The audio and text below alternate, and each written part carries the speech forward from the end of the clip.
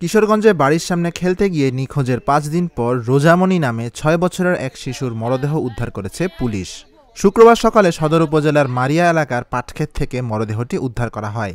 এ ঘটনায় জিজ্ঞাসাবাদের জন্য একজনকে আটক করেছে পুলিশ। স্বজনরা জানায়, গত রোববার বিকেলে বাড়ির সামনের রাস্তায় খেলা করছিল রোজামণি। পরে তাকে আর খুঁজে পাওয়া যাচ্ছিল না। এরপর থেকে কোথাও তাকে আর খুঁজে পাওয়া যায়নি। শুক্রবার সকালে বাড়ি থেকে কিছুটা দূরে একটা পাটক্ষেতের ভেতর মরদেহটি দেখতে পায় স্থানীয়রা। কিশোরগঞ্জ মডেল থানার ওসি আব্দুল্লাহ আল মামুন বলেন, খবর পেয়ে ঘটনাস্থলে গিয়ে মরদেহ উদ্ধার করেছে পুলিশ। এই বিষয়ে আইনি বিষয় প্রক্রিয়াধীন।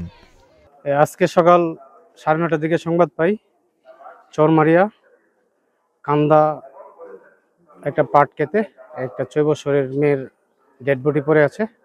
সংবাদ পাওয়ার সাথে সাথে আমাদের উদ্বোধন কর্মকর্তা সহ সিনিয়র স্যাররা সহ সবাই আমরা ঘটনাস্থলে আসি। ক্লাস সুরতাল করে ময়নাতদন্তের জন্য সৈয়দ নজরুল মেডিকেল কলেজে প্রেরণ করা হয়েছে। একজনকে আটক করেছি, আটক বলা যাবে না, তাকে জিজ্ঞাসাবাদ করার জন্য আমরা নিয়ে গেছি সন্দেহভাজন হিসেবে। এটা ময়নাতদন্তের শেষে জানা যাবে।